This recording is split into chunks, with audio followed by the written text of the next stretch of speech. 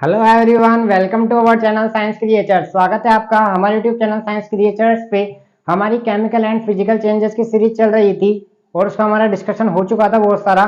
लेकिन आज हम छोटा सा टॉपिक लाए हैं, लोहे पर जंग लगना। इसके बारे में अपन चर्चा करेंगे। यहाँ से सर्टेन 4 से 5 एमसीक्यू यहाँ से बनेंगे और कोई सी भी कॉम्पिटिशन के एग्जाम आप दोगे उसमें यह टॉपिक जरूर आता है, क्योंकि यहाँ से सर्टेन है और आपको इंपॉर्टेंट एक सेशन है। ठीक है, सबसे पहले आपको क्या करना है, चैनल को सब्सक्राइब करना है और इसको अधिक से अधिक शेयर करना है। ठीक है, आइए सेशन को चालू करते हैं और चीजों को समझने की कोशिश करते हैं क्या कहना चाहता है। आइए देखो, लोहे पर जंग लगना अपन उस दिन मैंने आपको बताया था क्या है, केमिकल चेंजेस का उदाहरण है। केमिकल चेंजेस, केमिकल चेंजेस मतलब रासायनिक परिवर्तन।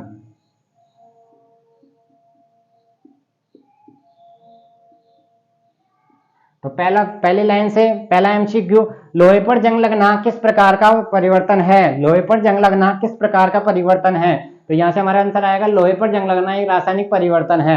कैसा परिवर्तन है? रासायनिक परिवर्तन है। रासायनिक परिवर्तन के बारे में आपको मैंने बताया था। रासायनिक परिवर्तन में क्या होता है, एक नए पदार्थ का निर्माण होता है। क्या होता है? नए पदार्थ का निर्माण होता है। नए पदार्थ का निर्माण होता है। तो आप हम मेरे से यह पूछेंगे तो यहाँ पे कौन से नए पदार्थ का निर्माण होता है, तो जो लोहा होता है ना उस पे जो जंग आ रही है ना वो एक नया पदार्थ है, और जो जंग है ना वो लोहे का पार्ट नहीं है।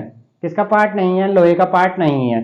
तो ठीक है, तो देखो, तो लोहे का पार्ट नहीं है तो लोहे से बिल्कुल डिफर है, और डिफर है तो क्या है, एक नया पदार्थ है जो लोहे से बिल्कुल डिफर है। तो नया पदार्थ बनते अपन क्या सीखा, वह कैसा परिवर्तन हो गया, वह रासायनिक परिवर्तन हो गया। कैसा परिवर्तन हो गया? रासायनिक परिवर्तन हो गया। ठीक है, यहाँ तक की बात क्लियर। तो अपन ने नए पदार्थ का निर्माण हुआ तो अपन ने इसको क्या कहा, रासायनिक परिवर्तन। और पहला एमसीक्यू, लोहे पर जंग लगना एक रासायनिक परिवर्तन का उदाहरण है। देखो, एक रिएक्शन लिखता हूं मैं आपको, Fe plus O2 H2O tense to Fe2O3।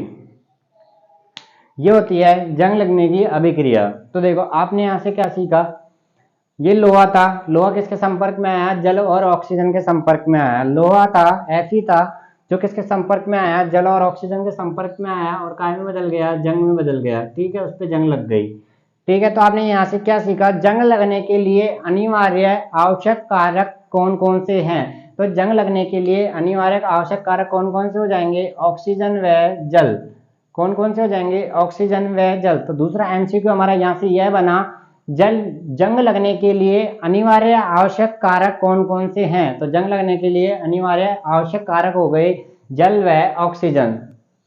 तो आपने यहाँ से किया सीखा। तो देखो, अब लोहे पर जंग लगने को अपन क्या करते हैं, परिभाषित करते हैं। एक ऐसा परिवर्तन जो लोहे की वस्तुओं को धीरे धीरे नष्ट करता है। एक ऐसा परिवर्तन जो लोहे की वस्तु को क्या करता है, धीरे धीरे नष्ट करता है। लोहे की वस्तुओं को धीरे धीरे नष्ट कर देगा तो उनको अपन क्या बोलते हैं? जंग लगना बोलते हैं। क्या बोलते हैं? जंग लगना बोलते हैं। ठीक है, लोहे पर जंग लगना एक कैसी अभिक्रिया का उदाहरण है, बताइए।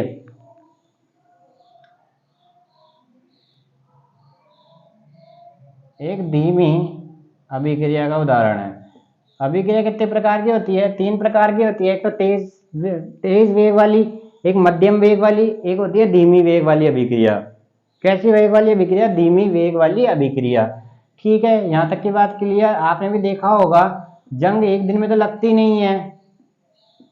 जंग एक दिन में तो लगती नहीं है, या ऐसा तो होता नहीं है कि 5 मिनट पहले आपने देखा और 5 मिनट बाद इस मार्केट पे जंग लग जाए। ऐसा तो हो नहीं सकता।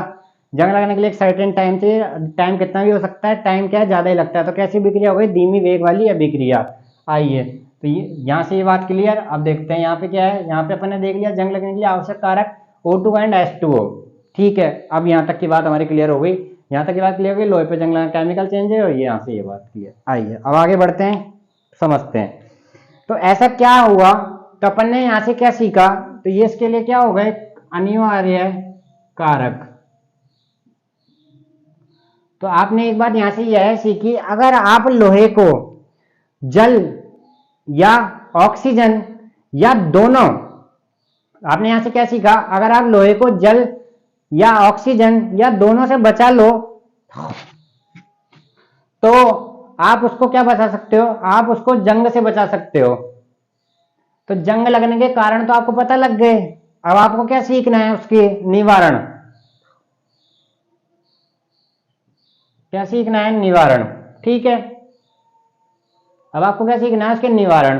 तो आपको ऐसी कुछ करना पड़ेगा जिससे आप उसको क्या है, लोहा और H2O और O2, जैसे हमारे पास लोहा है और H2O O2 है, तो इनके बीच में आपको क्या है, कुछ संपर्क तोड़ना पड़ेगा। अगर आपने ये संपर्क के बीच में अगर कोई लाइन लगा दी या कुछ लगा दिया, ऐसा पदार्थ लगा दिया जो इन दोनों के बीच में आपको क्या है, चैन को तोड़ देगा, और अगर उसने तोड़ दिया तो जंग नहीं लगेगी और हमारा लोहा सेफ रहेगा। तो यह जो चैन तोड़ने के लिए आप क्या क्या कर सकते हो, तो सबसे पहले आता है एक नॉर्मल यूज पेंट या ग्रीस का इस्तेमाल किया जाता है। पेंट कर देते हैं अपन लोहे की वस्तुओं पे, कूलर वूलर पे अपन ने देखा होगा, पेंट कर देते हैं। उसके अपन क्या बचाते हैं, उसको जंग से ही तो बचाते हैं। उसके लिए क्या हो गया, तो अपन ने जैसे लोहा डायरेक्ट इनके संपर्क में ना आए, तो उसके लिए अपन ने क्या लगा दिया, पेंट या ग्रीस लगा दी। क्या लगा दिया, पेंट या ग्रीस लगा दिया। ठीक है, देखो अब यहां से ये सवाल तो आता नहीं है, पेंट ग्रीस का सवाल तो आता नहीं है। तो यहाँ से एक सवाल आता है इंपॉर्टेंट, लोहे पर जंग लगने के लिए किसकी परत चढ़ा दी जाती है, जंग न लगने के लिए, सॉरी जंग न लगने के लिए Zn की परत चढ़ा दी जाती है। Zn की परत चढ़ा दी जाती है। Zn क्या होता है, जिंक की परत चढ़ा दी जाती है। किसके ऊपर, लोहे के ऊपर। क्यों चढ़ा दी जाती है, जिससे वह जंग से बचा जा सके।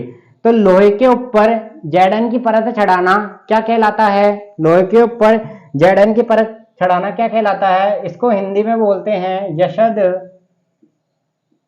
लेपन, और अंग्रेजी में बोलते हैं गैल्वनाइजेशन। गैल्वनाइजेशन, तो आप सिर्फ गैल्वनाइजेशन से ही याद रखें। तो लोहे पर Zn की अथवा जिंक की परत चढ़ाने को क्या बोला जाता है, यशद लेपन अर्थात गैल्वनाइजेशन। बहुत बार एसएससी या बहुत कोई से भी एग्जाम हो, उसने सवाल करा है लोहे पर Zn की परत चढ़ाने की प्रक्रिया कहलाती है, क्या कहलाती है, गैल्वनाइजेशन। और उपयोग क्या होता है, इसको जंग से बचाना, इसको जंग से बचाना। ठीक है, आपने बहुत सारी चीज देखा होगा, जो जहाज वहाज है पानी में रहते हैं, जंग तो लगेगी ऑब्वियसली, क्योंकि पूरा आप अपना पूरा साल, मतलब एक जहाज अपने मान लिया 1 साल से पानी में है, तो जंग तो लगेगी, उस पर स्वाभाविक बात है, उसके ऊपर भी लगेगी, उसके नीचे भी लगेगी। तो वह किससे खराब हुआ, किसके संपर्क में आ रहा है, जल और ऑक्सीजन के संपर्क में आने से खराब हो रहा है। ठीक है, उसका कोई उपाय नहीं है, उसको आपको सही करना ही पड़ेगा। वहां पे आप जिंक कोई भी प्लेटिंग लगा दो, कुछ भी लगा दो, पेंट से वहां कोई फर्क पड़ना नहीं। लेकिन एक नॉर्मल यूज में अगर आपने कैसे बता सकते हैं, पेंट या ग्रीस से या जिंक से। ठीक है, ये तो हो गया इसका निवारण और ये हो गया इसके कारण। ठीक है, यहां तक की बात क्लियर। तो ये हमारा आज का टॉपिक हो गया है पूरा। और लवण युक्त जल क्या होते हैं, लवण युक्त जल क्या करते हैं, जंग लगने की क्रिया को बढ़ा देते हैं। ठीक है, एनसीईआरटी का एक टॉपिक है जिसने लिख रखा है, तो उसका आपके बारे में बताना जरूरी है, तो अपन उसको पढ़ लेते हैं। यहाँ पे एक नाम आया, एक वर्ड है, बहुत बार ये भी एक कंपटीशन का एक क्वेश्चन है, स्टेनलेस स्टील।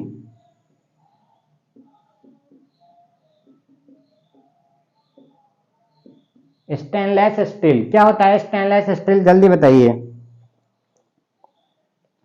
लोहे में, जब देखो लोहे में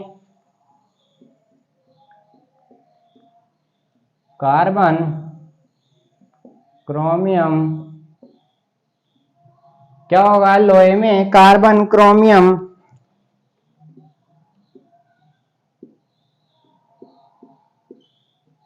निकल तथा मैग्नीज मिलाया जाता है,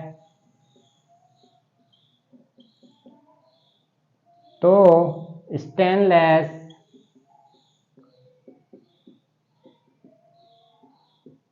स्टील बनती है।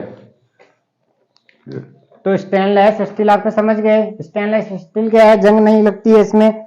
और इसमें सबसे इसका इंपॉर्टेंट क्या है, इसमें जंग नहीं लगती है। क्या होता है, इसमें जंग नहीं लगती है जब लोहे में क्या हो जाता है, देखो इसकी डेफिनेशन सुनो, लोहे में कार्बन हो गया, क्रोमियम हो गया, निकेल हो गया, मैग्नीज को मिलाया जाता है, तो स्टेनलेस स्टील का निर्माण होता है। और स्टेनलेस स्टील में क्या होता है, जंग नहीं लगती है,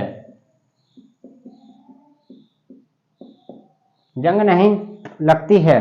तो अपन ने क्या सीखा, अपन ने सीख लिया जंग लगने के कारण, निवारण। अपना टॉपिक आज का यही सेशन समाप्त करते हैं, कल मिलते हैं आपके साथ नई वीडियो के साथ, तब तक प्रीवियस वीडियो देखते रहिए।